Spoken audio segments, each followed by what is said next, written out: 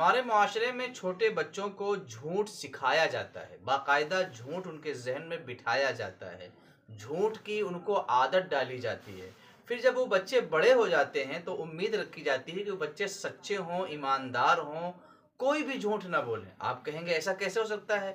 بھلا ہمارا معاشرہ جھوٹ سکھائے گا؟ جی ہاں، ماں سکھاتی ہے، باپ سکھاتا ہے، بھائی سکھا رہے ہیں، گھر میں باقاعدہ جھوٹ کی تعلیم ہوتی ہے۔ کیسے؟ یہ کیسے ہو سکتا ہے؟ آپ جان لیجئے، ایک چھوٹا سا بچہ ہے، وہ کچھ کھا نہیں رہا ہے، تو نہیں کھا رہا ہے، اس پر ماں بولتی ہے بیٹا کھا لے ورنہ وہ چڑیا لے کے اڑ جائے گی، کھا لے ورنہ بابا لے جائیں گے، کھا لے ورنہ اس کو دے دوں گا۔ یا جنات بھوت چڑیل کا نام لے کر کے، یا بچہ جس چیز سے ڈرتا ہے نا اس کا نام لے کر کے، کھا لے ورنہ شیر کو بلا لوں گی، کھا لے ورنہ اس کتے کو دے دوں گی۔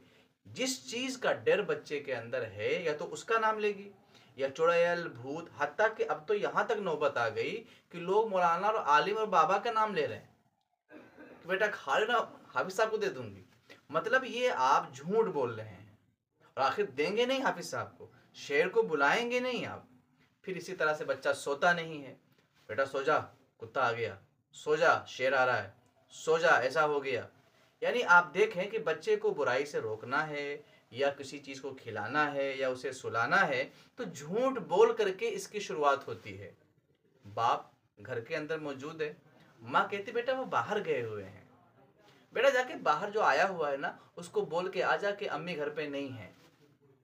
اب یہ بچہ بچپن میں یہ سب کچھ دیکھ رہا ہے، اب جب وہ شعور والا ہوگا، بڑا ہوگا تو کیا وہ سچ بولے گا؟ تو ہمارا معاشرہ بچے کو جھوٹ سکھا رہا ہے، جو انتہائی بری چیز ہے۔ قرآن جیسی مقدس کتاب میں جھوٹ بولنے والوں پر اللہ کی لعنت کا ذکر ہے، لعنت برستی ہے، رزق اور دیگر چیزوں میں کمی پیدا ہوتی ہے۔ دوسری بات، ہمارے معاشرے میں بچپن میں دین اور دینداروں سے نفرت دلائی جاتی ہے۔ آپ کہیں گے ایسا ہوتا ہے؟ جی، باقاعدہ تربیت ہوتی ہے، جھوٹ کی تو ہو گئی، دین سے نفرت دلائی جاتی ہے، دینداروں سے نفرت دلائی جاتی ہے۔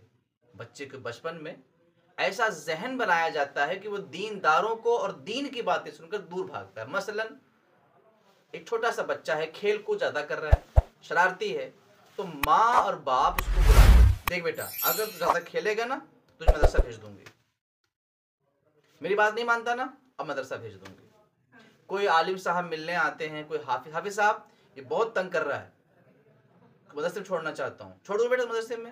یعنی مدرسے کے نام سے ڈرا رہے ہیں، بچپن میں مدرسے کے نام سے وحشت پیدا کر رہے ہیں۔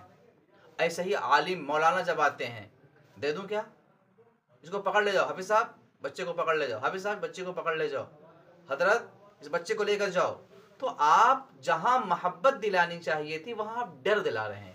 بچے کے دل میں بچپن میں مدرسے کے نام سے ڈر پیدا ہو جاتا ہے کہ وہاں کیا ہوتا ہے، ایسے عالموں کے نام سے، حافظوں سے ڈر پیدا کیا جاتا ہے۔ اسی لیے میں کہتا ہوں دین اور دینداروں سے نفرت ہمارے معاشرے میں دلائی جا رہی ہے۔